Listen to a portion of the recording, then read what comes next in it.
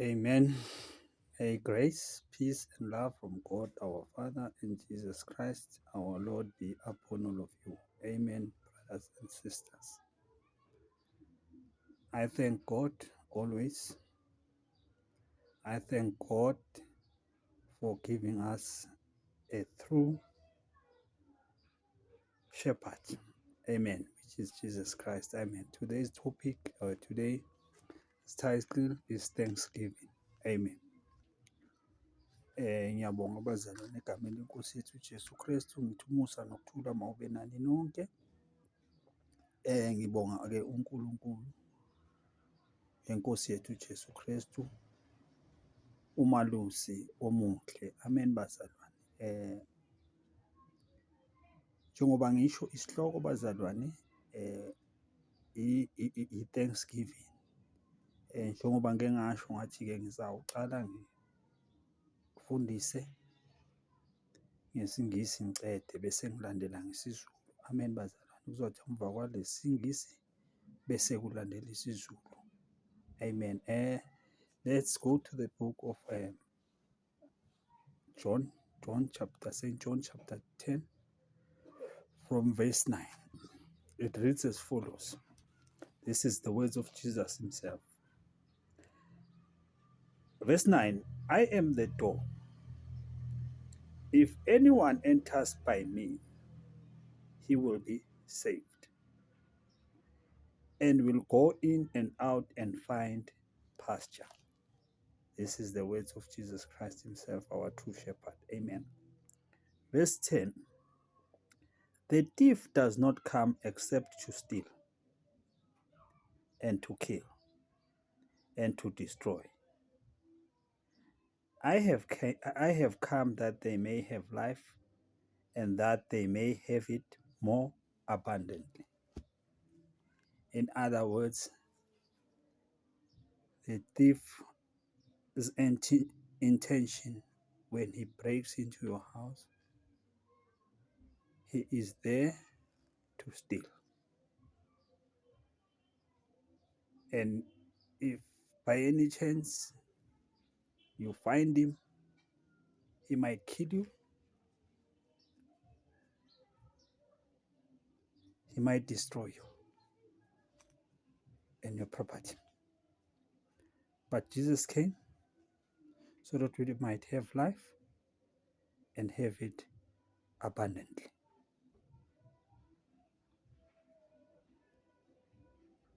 These pastors that people are throwing a Thanksgiving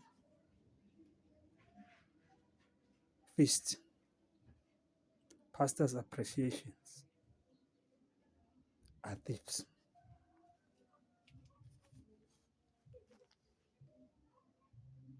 People or brothers and sisters in churches are throwing parties for thieves. Amen. Verse 11. I am the good shepherd. The good shepherd gives his life for the sheep. Is your pastor? Is he a good shepherd? Is your pastor? Will your pastor give his life for you like Jesus did? No, he won't. But you give him, you throw him a party. You're giving thanks to him instead of giving thanks to God through Jesus Christ, a good shepherd. Verse 12. But a hireling, he who is not the shepherd, one who does not own the sheep, sees the wolf coming and leaves the sheep and flees, and the wolf catches the sheep and scatters them. Like the verse on top. The question I asked, will your pastor give his life for you? Because Jesus is saying here, a hired pastor When he sees wolves, he flees and leaves the sheep. But you give him a thanksgiving. Amen. Verse 13. The hireling flees because he is a hireling and does not care about the sheep. Let me read again verse 12. But a hireling, he who is not the shepherd, one who does not own the sheep, sees the wolf coming and leaves the sheep and flees. And the wolf catches the sheep and scatters them. The hireling flees because he is a hireling and does not care about the sheep. He will not give his life for the sheep. Yet you throw him a party. Pastor's appreciation. Pastor's thanksgiving. Have you looked around your family who are in need? You call December Christmas. Did you look around your family who might not enjoy the Christmas because they have nothing? Yet you throw a party called Thanksgiving for a pastor. You throw a party, call it a pastor's appreciation. Who is responsible of your life? Is it not God? Give to God. Give thanks to God by doing good to your own family, to your own brothers and sisters, instead of throwing a party to a hireling shepherd who will leave you, abandon you when things are tough. Even if you're sick, you'll be sick alone. Amen. Verse 14. Or verse 13. The hireling flees because he is a hireling and does not care about the sheep. 14. I am the good shepherd, and I know my sheep, and am known by my own. Amen. Jesus knows his sheep, and his sheep knows him. That's John chapter 10, verse 9 to 14. Let's go to Isaiah chapter 56 and hear or see what does God call your so-called pastors, your shepherds who abandon the way of the truth. Isaiah 56 verse 10 and 11 reads as follows. His watchmen are blind, the shepherds. They are all ignorant. They are ignorant of the law of God, God's law, God's command. They are all dumb dogs.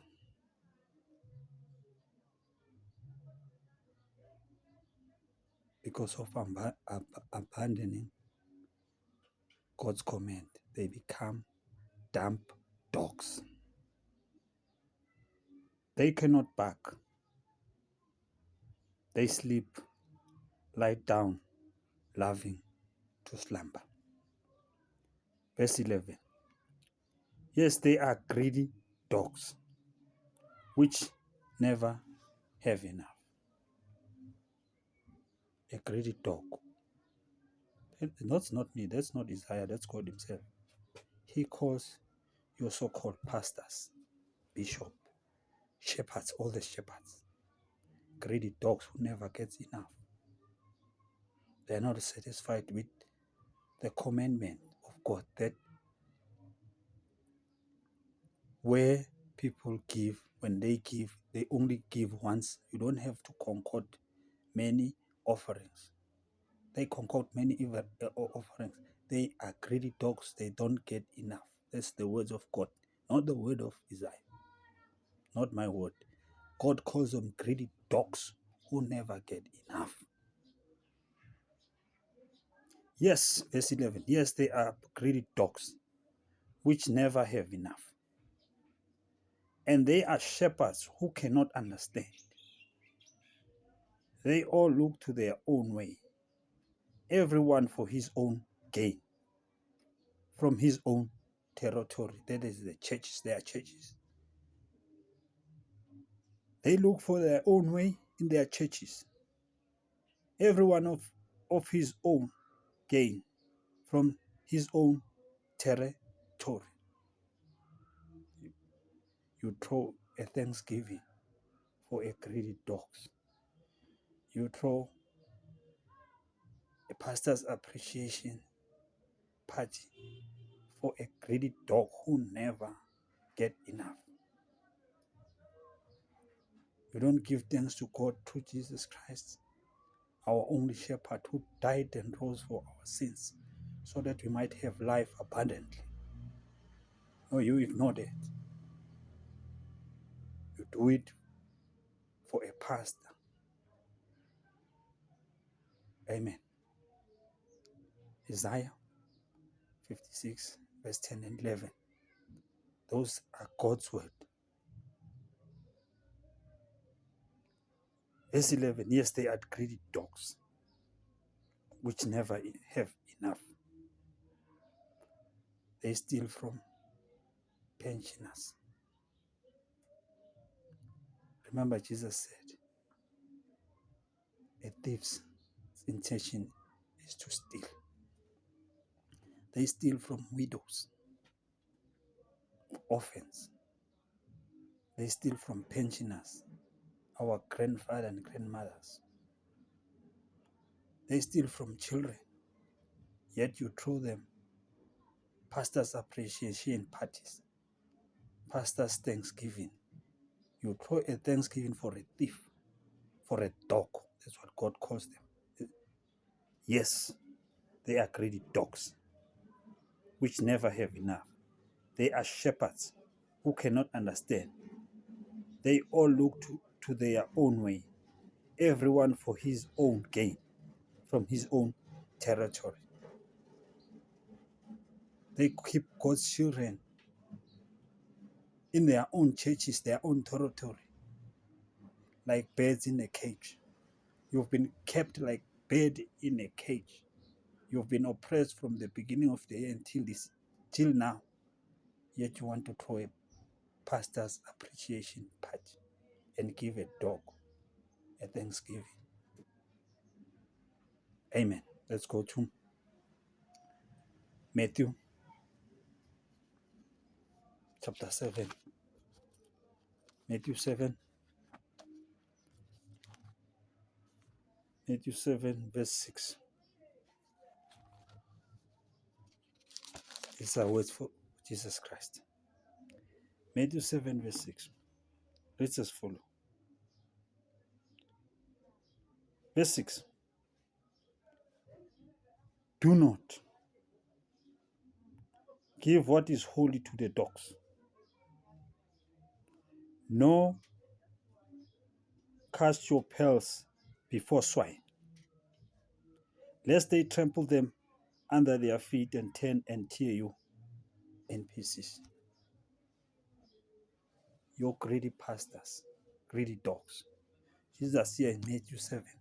It's not me. Matthew 7, he says, do not give what is holy to the dogs. Your greedy pastors, even if you can buy them sugar, you can buy them tea bags, you can buy them whatever, a flour, milk, they will turn around. They will cast you. They say you think they can't buy for themselves because they want your money. They don't want anything else. Jesus is warning. Do not give, Matthew chapter 7, verse 6. Do not give what is holy to the dogs, nor cast your pearls before swine, lest they trample them under their feet and turn and tear you into pieces. If you buy your pastor a present instead of giving money, he will tear you into pieces because they are greedy dogs. That's what God is saying. Jesus here is saying, God, Isaiah 56, 10 and 11, God is saying they are dogs, greedy dogs. Jesus is saying, Matthew 7, verse 6, do not give what is holy to the dogs. Why should you thank a pastor instead of thanking God through Jesus Christ? Why do you thank a pastor instead of thanking God? If he is sent by God, he must wait for God to give them. God has said, has promised us, he will never leave us. He will never forsake us. Why do we want gift from people? Exodus 23 verse 8. God wants, do not accept any bribe. You will compromise my word. If people are giving you, you will compromise God's words. You will leave the true way of God. That's what God is saying. All have turned to their own way, the greedy way, and left God's way because of greediness. Amen. The next book, Luke 17, from verse 7 to 10.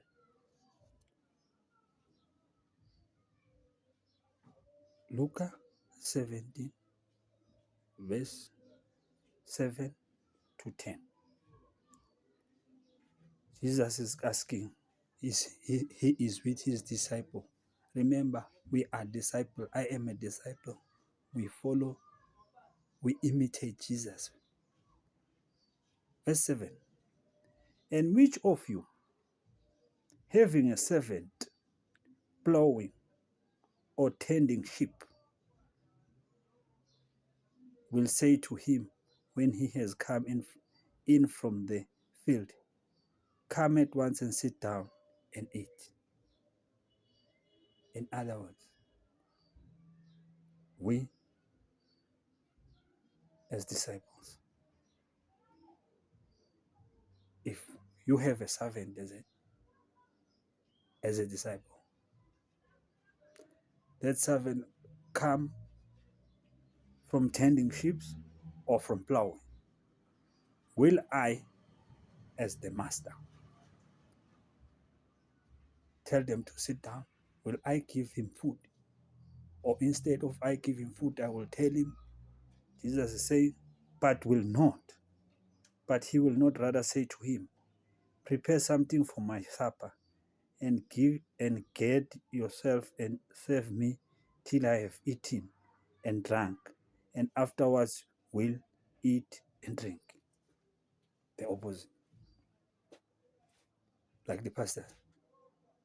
Pastors are supposed to wash the feet of the brothers and sisters. But rather they want, you must understand what I'm saying. Rather they want the brothers and sisters to wash their feet. In other words, they want brothers and sisters to take care of them.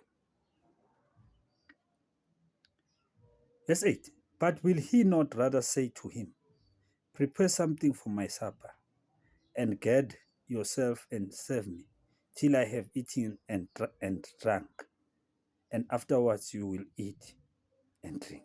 Verse 9. Does he thank that servant because he did the things that were commanded him? I think not. Do you thank your servant because he did what he's supposed to do, or he did what you instructed him to do? Jesus said no. Verse 10. So likewise, you, when you have done, is speaking to all the servants, me included. So likewise, you, when you have done all those things which you are commanded, say, we are unprofitable servant. We have done what was our duty to do. It is our duty to preach the word of God. We are not supposed to be paid to do our duty as servants of God through Jesus Christ. Your pastors take money for preaching. They take money from widows. They take money from orphans. They take money from grannies, grandpas, pension money. They take money from children. You throw those kind of people. Pastor's appreciation party. You say, thank you, you've robbed me so well. You say to those people, here's a Thanksgiving party. I thank you for robbing me from the beginning of the year till now. Be careful. Let me read again. Luke 17, from verse 7 to 10. And which of you, having a servant plowing or tending sheep, will say to him when he has come in from the field, come at once and sit down to eat? Verse 8. But will he not rather say to him, prepare something for my supper, and get yourself and serve me, till I have eaten and drunk? And afterwards you will eat and drink. 9. Does he thank that servant because he did the things that were commanded him? I think not. Verse 10. So likewise you, says us, when you have done all those things which you are commanded to say, say we are unprofitable servants. We have done what our duty to do. In the name of Jesus Christ. I hope you understand. Jesus does not charge, never charge for preaching the word of God.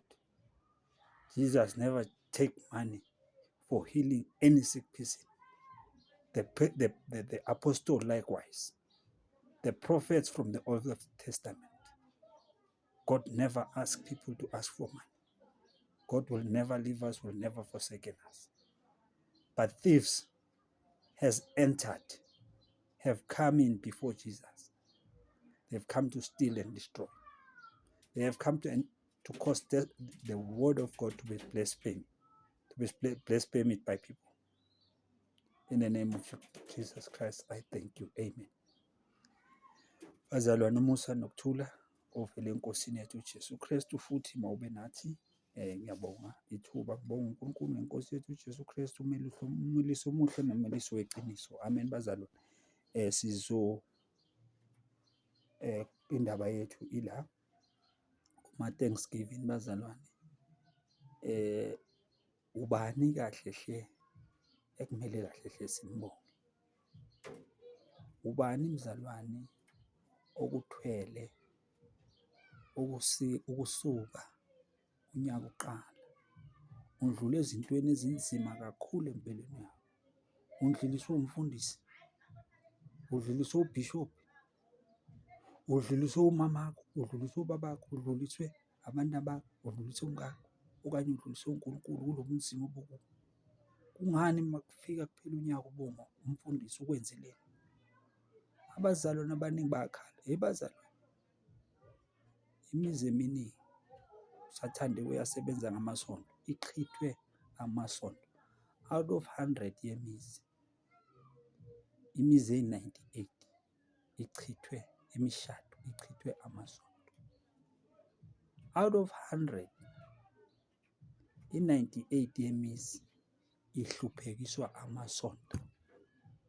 Walugogo uma ebala imali, phakathi kwemali kukhona imali yesonto. Umkhulu ubala imali, kukhona imali yesonto. Nibonga abantu abanjalo? Anibongi uNkulunkulu? Ake sizwe-ke ukuthi uJesu uthini, John chapter 10, sizocala ku-verse 9. John chapter 10 verse 9 ithi inkosi uJesu, mina ngiyisango.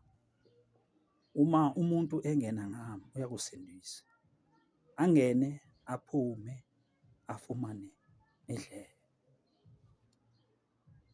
Umalusi omuhle uthi yena uyisango,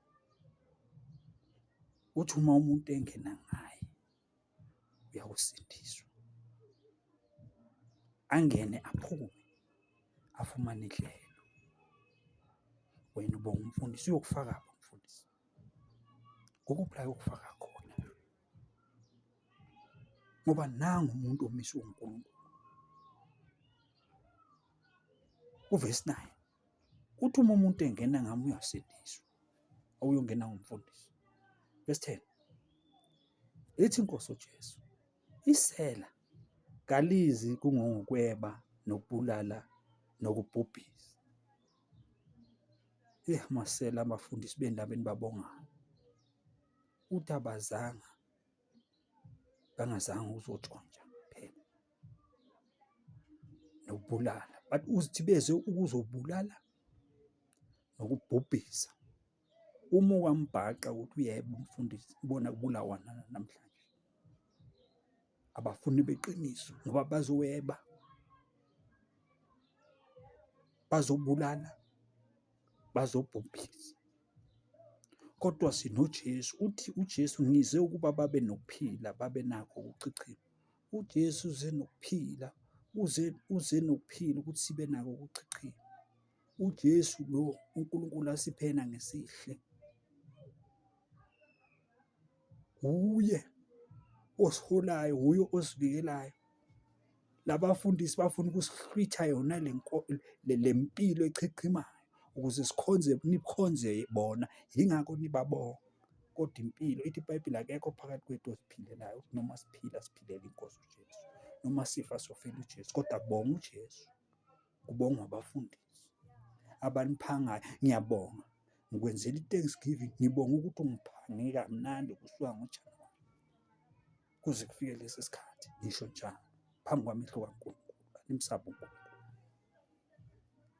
Verse 10 isela kalizi kungokweba nokubulala nokubhubhisa, mina ngize ukuba babe nokuphila, babe nako ukuchichima.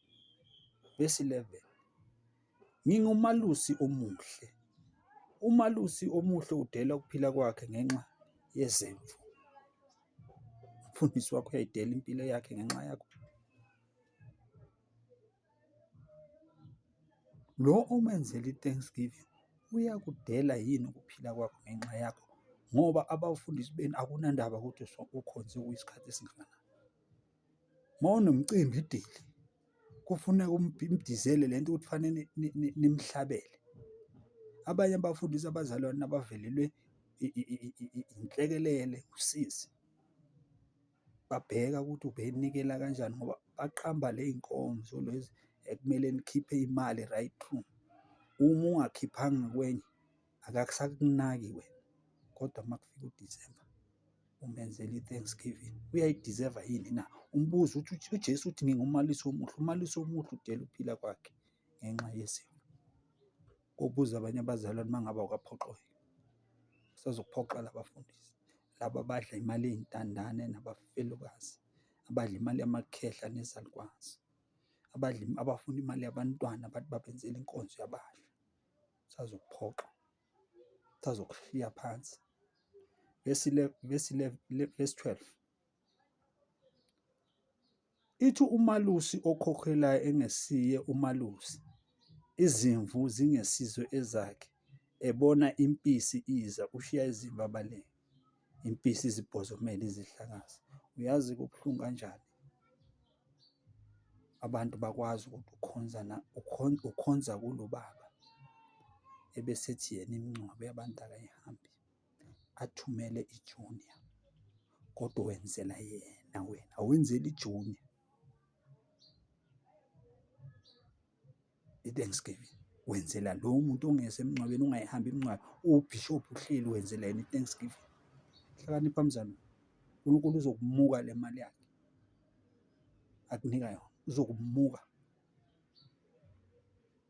Manje uma abantu bebona akubhekele phansi, baphenduka izimpisi phezu kwakho, bathi awumbheke, mfundisi wakhe, yazi mina ngikhonza lapha bezibani, uphi leso sikhathi usekhaya urelaxile, kodwa imali yakho uyayidla, umenzela lowo muntu i-Thanksgiving. Amen. Verse 13, ngokuba ongokhokhelwayo, ngokuba uthi-ke okhokhelwayo engesiye umalusi, izimvu zingesizo zakhe, ebona impisi ize, ushiya izimvu abaleke, impisi izibhozomele izihlakaze. 13, ngokuba engokhokhelwayo engazinakekeli izimvu. Kunebhuku elibhadalwayo emabandleni, emasontweni abantu, engizama mina ukuthi lento iphele ebandleni, ukuthi kuthiwe nakukhishwela ibandla into, kuthiwe nangu lo ukhiphile, lo akakhiphanga. Ayisinkonzo kaNkulunkulu, nkosi yamadimoni, what if akanamandla? Ibandla kufanele liqhube ngehlelo elilodwa. Emasontweni uma ungakhiphanga imali, bakubheka ebhukwini badala akakhipha imali, asimenzeli. Yena lo bishop umenzela wena i-Thanksgiving. Amen. Ngokuba engokhokhelwayo engazinakekeli izimvu. 14, mina ngingumalisi omuhle, ngiyazazi ezami, nezami ziyangazi. Amen bazalwane. Asiyeni ku-Isaya sizwe uNkulunkulu uqobo lwakhe ngokuloba kuka-Isaya 56. Isaiah 56 verse 10, 11. Umlindi ungumprofeti, umlindi ungumfundisi, umlindi ungumbhishophu, umalusi, umlindi ungumbonisi. Verse 11, Isaiah 56 verse 11. Uthi uNkulunkulu, hayi u-Isaya, bonke abalindi bayizimpumputhe. uJesu uMathewu 15, uma impumputhe ihole enye impumputhe, uma impumputhe ihole enye impumputhe, ziyakuwela zombili emgodini, ngoba bashiya indlela kaNkulunkulu. uNkulunkulu bonke abalindi bayizimpumputhe abanakwazi. uJesu ngumvini owona wona, ilelo nalelo khathi elihlala kimi ubaba uyalihlunga ukwalithela. Kodwa uma angahlali kakho uNkulunkulu uyalisusa, ababi nakwazi. Bonke bayizinja eziyizimungulu, mazwi kaNkulunkulu.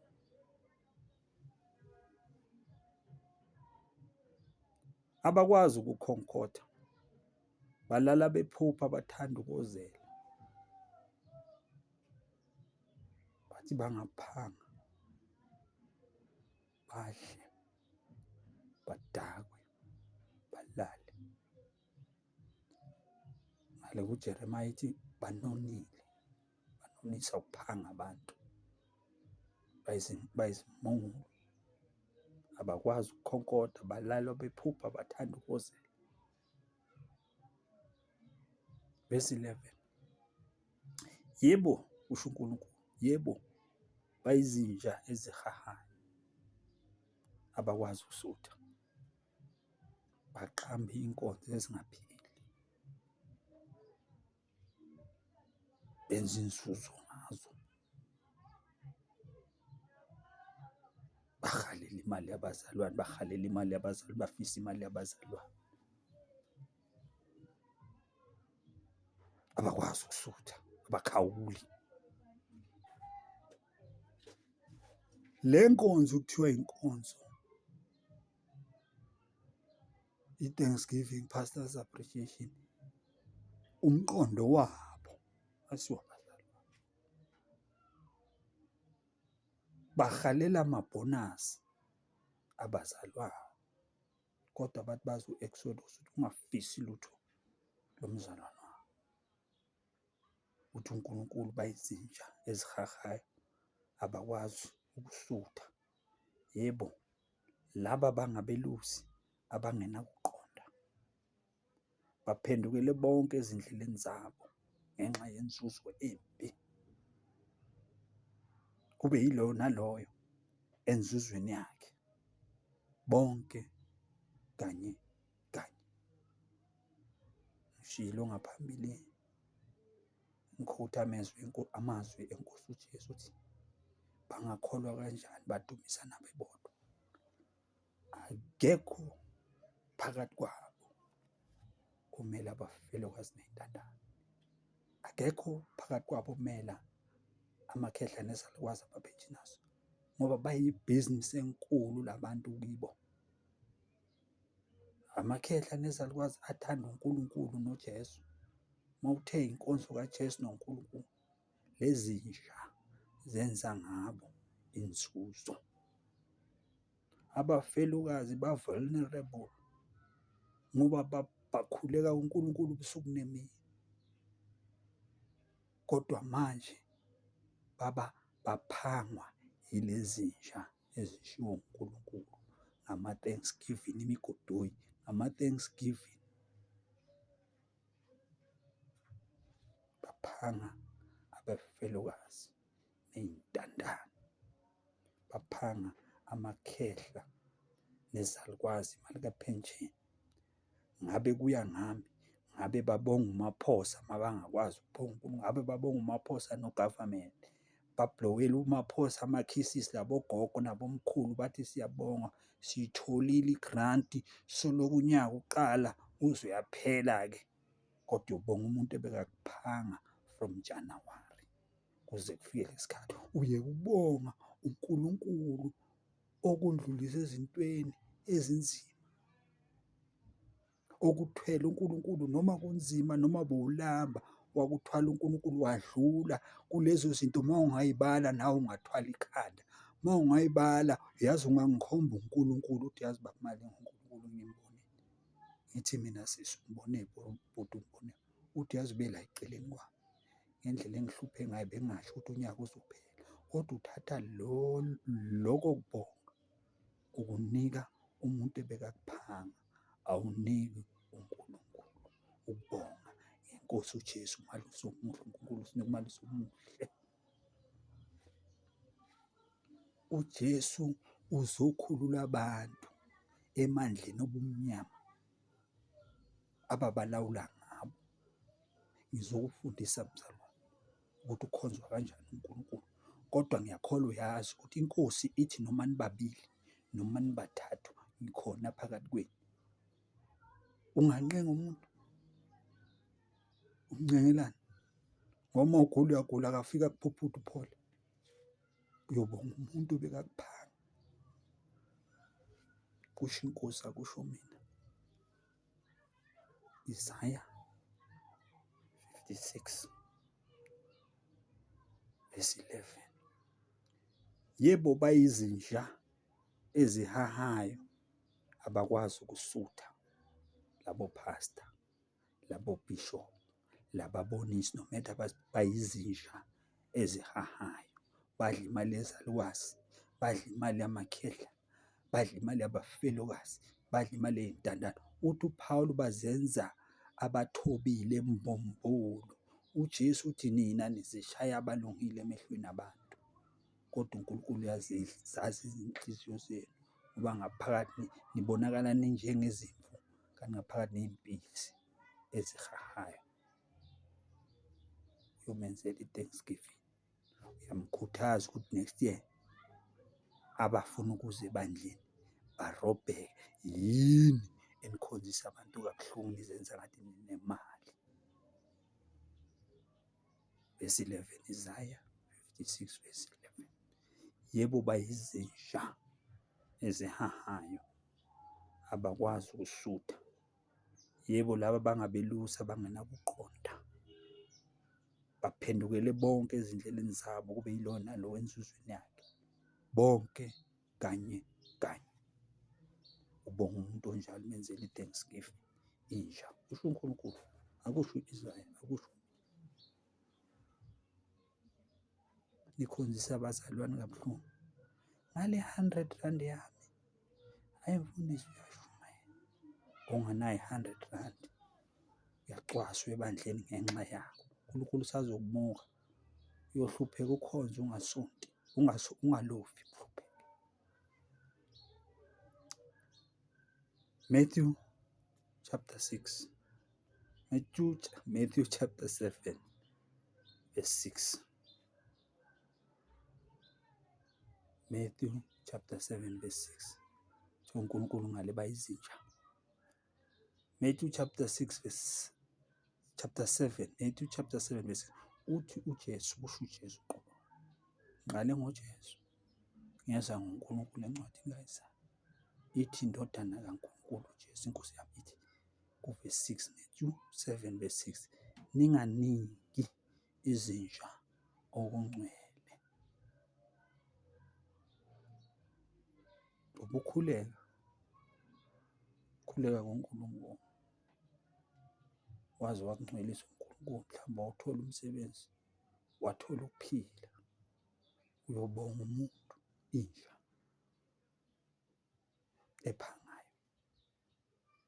Uthi-ke uJesu, ninganiki izinja okungcwele, ningaphonsi amaphareli enu phambi kwezimbululu, funa ziwanyathele ngezinyawo zazo ziphenduke zineklebhu. Bazali, ngathi uNkulunkulu angikupha ukulalela, yena okwazi ukusipha konke, oqonda ngaphezu kokuthi thina singaba nokuqonda. Laba bafundisi benu the way bayizinja ngakhona. Uma kungathiwa nje ithi ngenze umzekelo enkonzweni kuthiwe kushoda igedlela, kushoda amakomitshi okwenza itiye, kushoda igedlela lokubilisa amanzi, kushoda amakomitshi, kushoda iy'puni, kushoda lokhu nalokhu okuqondene nalokhu, nikuthenge ngamabhokisi kube kuhle, nithi nikuyise esontweni. Bazojika uthi uJesu, ningaphonsi amaphareli enu phambi kwezingulube, funa ziwanyathele ngezinyawo zazo ziphenduke zineklebhu. Nithi niyazimikisa lezi zinto, baphenduke. Bathi nizosithengela into zama-China. Nithi thina sikwazi ukuzithengela. Bafuna imali, usho njalo uJesu. Abafuni nizilethe lezi, bafuna imali. Baphenduke baneklebhu le, banitshele, banikhube. Bafuna imali. Bafuna imali esalayo. Uma uyithenga ngisho angeke isale imali, ngisho uyithengile. Uthi-ke uJesu, ninganiki izinja okungcwele, ningaphonsi amapharelo enu phambi kwezingulube, bafuna ziwanyathele ngezinyawo zazo ziphenduke zineklebhu. Uyabona uma upha umuntu impahla, ayibheke athi ayi le uyithenga ama-China, usephendukile lo muntu waklebhu. Bangathiwa kuyo la madili abawenzayo uza nesaka lempuphu or le-rice bazokuthuka. Bathi ayi-expayaranga nje le. Mamelani uNkulunkulu, niyakungamela abantu. Bonga uNkulunkulu ngeNkosi uJesu. Buka umndeni wakho njengoba nithi nizobe ninama-Christmas. Uyeke ukubalabalela abantwana bakini, hayi le uzala kakhulu, kodwa umfundisi awukusho lokho, uvele umnike. Iphi udadewenu leyo 200 voucher? Khona manje abanye abaningi bayobe bathi banama-family gatherings. Ubizela ifamily kwakho ukuthi baphathe ama-200 ney'phuzo zabo, kodwa uthi ubahostile, badle ukudla kwabo. Sis man, kodwa umfundisi awukwenzi lokho. Ninganiki izinja okungcwele, ningaphonsi amaphareli enu phambi kwezingulube, funa ziwanyathele ngezinyawo zazo ziphenduke zineklebhu. Amen bazalwane. uMateyu 7 verse 6 siya kuLuka 17. Socala u7.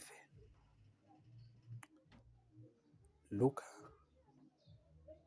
17 verse 7 to 10. Cala uthi uJesu-ke u7, ngumuphi kini onenceku elemayo nokuba eyalusayo? Sicale ngomalusi omuhle. Ngumuphi kini onenceku elimayo nokuba eyalusayo, athi kuyo, ibuya endle, sondela masinyane uhlale phansi udle na? uJesu kuyo le ncwadi akekho omkhulu phakathi kwenu. Manje la okhuluma into emysterious. Ngizamchaza njengelimi elilula ngoba isikhathi sami sangivumela kancane. Uthi uJesu uma unenceku elusayo noma elimayo ifike endlini, angisho uyazi ukuthi ikhathele, kodwa ngoba wena ngisho uyibhosi yayo, uthi uJesu uyoyihlangabeza yini ngamanzi, uyihlalise phansi, uyinike ukudla na? Hhayi, uthi angeke ukwenze lokho. Uthi angeke ukwenze lokho. Angisho isisebenzi sakho ngeke uyenze lokho. Verse 8 uthi ngifunde futhi, ngumuphi kini onenceku elimayo nokuba eyalusayo, athi kuyo ibuya endle, sondela masinyane uhlale phansi udle. Verse 8, kodwa akayikusho kuyo ukuthi lungisa ngiza kukudla uzibophe ungiphakele ngize ngidle ngiphuze, andukuba udle uphuze wena na? Wena ngoba uyibhosi noma buya ekhathele kangakanani, usazomtshela ukuthi alungisele wena ukudla, udle uphuze, uthi nasoqedile bese yena uyahamba uyadla. Ebandleni likaNkulunkulu umalusi uhamba phambili, akahambe emuva. Inceku yomfundi or inceku yomzalwane, umzalwane akayithi ngoba uyinceku yakhe kufanele ayiphathe kahle. Uyambona musa ujulukile ubuya esigangeni,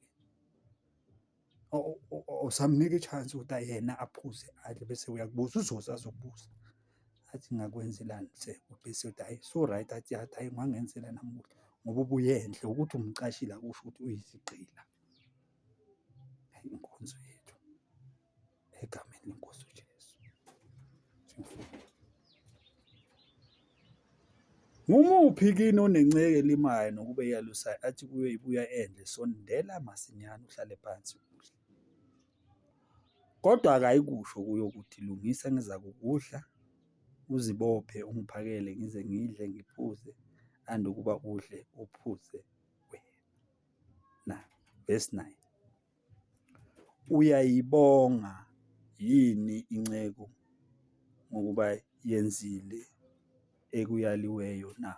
Bazalwane, lapha kuZaga chapter 14 nawufunde enzansi ithi iBhayibheli, inkosi iyinkosi ngabantu. Ingabi nzima leli lizwi mzalwane. Inkosi iyinkosi ngabantu. Uyababonga yini labazalwane abakulalelayo na? Osukuma ubashumele, uyababonga yini na? Cha, awubabongi. Abafundisi abababongi, bafuna ukubongwa bona. Iphambana nemfundiso kaNkulunkulu. Uthi uDaniel chapter 12 abaphendulela abanye ekulungeni. Awuthi ngiyibheke Daniel chapter 12 verse 2, uthi ngifunde ngesipidi bazalwane, ayikho nje la kimi kodwa manje iyafika. Ngizama ukukukhomba something nyana, ithi Daniel chapter 12 verse 2. Ithi abaningi abalele emhlabathini wethu bayakuvuka, abanye bavukele ukuphila okuphakathi, abanye ihlazo nokunengwa okuphakathi. Abahlakaniphileyo verse 3 bayakukhanya njengokukhazimula kwesibhakabhaka, nabaphendulela abaningi ekulungeni njengezinkanyezi kuze kube phakade, kusho ukuthi nabaphendulela abanye nabaphendulela abaningi ekulungeni bayokhanya njengezinkanyezi kuze kube phakade. Ngamanye amagama, uyababonga yini abazalwane ukuthi bakulalela na? Noma wena mfundisi ufuna ukubonga abantu? Ngoba uma uphendulela abantu kuNkulunkulu, uyokhanyiswa uNkulunkulu, uyokukhanya ithi kuze kube phakade. Noma amagama, uyayibonga yini wena inceku? Uyababonga yini labantwana bakaNkulunkulu? uNkulunkulu akubheke phezu kwabo ukuthi ubaluse na? Ufuna wena ukuthatha kiphi? Asibuyele encwadini kuLuka 12 nizoyizwa ukuthi ithini. Luka 12 njengoba bengiqalile uthi-ke uNkulunkulu lapha Luka 17 asike sibazalwane, uthi-ke verse 9, uyayibonga yini inceku ngokuba yenzile ekuyaliweyo na? Verse 10, kunjalo nani, usho kithi zinceku emhlambini, kunjalo akufuni lokho ithi kunjalo nani nxa nikwenzile konke nikuyaliweyo, anothi asizinceku zalutho, sikwenzile nje ebesifanele ukukwenza. Akufuneki ukuthi ngifuna ukudunyiswa ngokushumayela izwi likaNkulunkulu. Kangakanani ngifuna ukubongwa ngabantu, ngishumayela ngiphethe isitshe somnikelo. Ngifuna ukubongwa abafelokazi ney'ntandane namakhehla nezalukwazi nabantwana abancane abangamele ukukhishisa imali. Fanele ngibabonge bathi nangu umfundisi wechabaza lo, ngikwenzile. Ngishilo kwasecaleni ngathi inkonzo le ayisingami, umsebenzi wami nomnikelo wami kuNkulunkulu yini. Ngingajabula-ke na uma ungatshela omunye umuntu ukuthi alimamele le qiniso ukuze niphume nani emandleni wabantu, niphume emasontweni aniphethe njengey'nyoni emakhejini, nazi uNkulunkulu ngeqiniso. Ukubonga kwenu ukulalela ngoba nami ngumuntu ngani, hhayi ukuthi ningenzele iphathi, ningenzele i-Thanksgiving njengoba abafundisi bechabaza lo. Uthi kusho inkosi uJesu uthi awubongwa, bangasho bathi hayi siyabonga. Uma ubonga mina ngomsebenzi engiwenza kahle uzothi ngibonga uNkulunkulu enkosini uJesu ngoba malinga. Awubongi ubaba malinga, ubonga uNkulunkulu ngenkosi uJesu Kristu ngoba malinga, egameni lenkosi uJesu. Amen bazalwane, asiyifunde nizoyizwa kahle, imnandi. Ithi-ke ngithe uLuka 17, ngathi ucala kuvesi 7 to 10, manje sikuvesi 10. Uthi-ke kunjalo nani nxa nikwenzile konke enikuyaliweyo, anothi asizinceku zalutho, sikwenzile nje ebesifanele ukukwenza. Uthi umpostoli Paul kuse-1 Corinthians chapter 15 ngiyabona nabasemaHebheru chapter 6 verse 10. Uthi umpostoli Paul lapha kumaHebheru 15 kuKorinte, 1 Corinthians chapter 15 verse 9, ukusebenza kwethu akusule izwe enkosini, siyawuthola umvuzo wethu ngesikhathi esifaneleyo. Uma sifuna umvuzo la emhlabeni njengalabo abafuna ama-10% la emhlabeni, then sisebenzela izwi sesizulwini. Khumbulani incwadi isicebi noLazaro. Uma isicebi uLazaro eseparadise, isicebi sise-Hades, sicela u-Abraham ukuthi